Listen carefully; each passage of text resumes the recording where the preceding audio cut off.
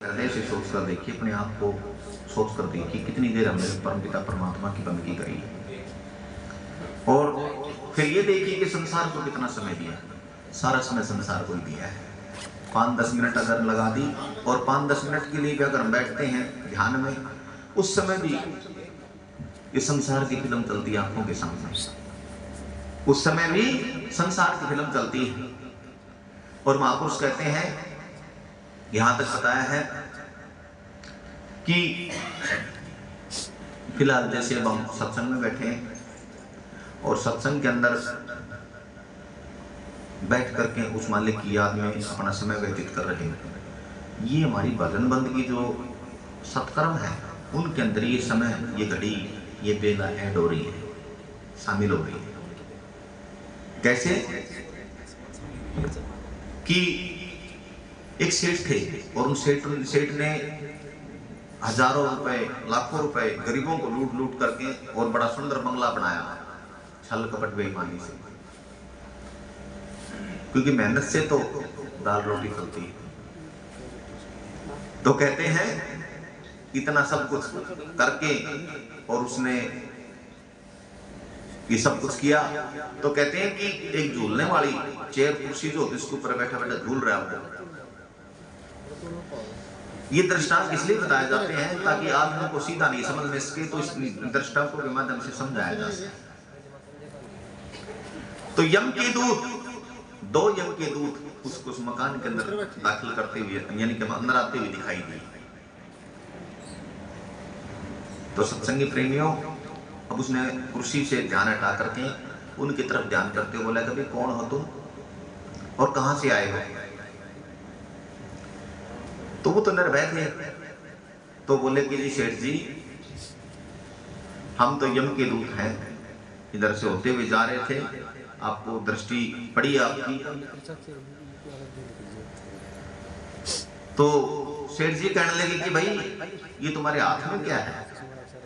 बोला जी ये जो सफेद डायरी है और इसके हाथ में लाल डायरी है, इसमें क्या होता है?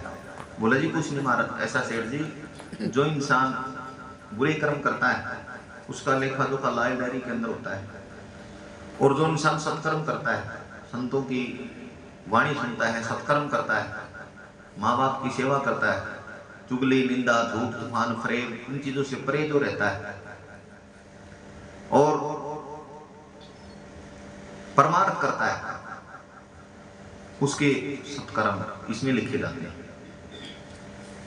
अब सेठ ने सोचा कि भाई मैंने भला इतने साल हो गए, बहुत अवगुण किए, बुरे कर्म बहुत किए हैं, तो उसने विनती करी उनसे कि भाई मेरी विनती है, आप अगर पूरी करो तो बताओ। बोला हाँ जी बोलो, मेरे एक बार ये देखो कि मैंने कितने बुरे कर्म कितने हो गए। तो उन्होंने वो लाल डायरी खोली और काउंटिंग करके 1 मिनट में, थोड़ी सी देर में बता दी कि जी आपके तो 1150 लगभग बुरे कर्म हो गए। अच्छा, बोले हाँ।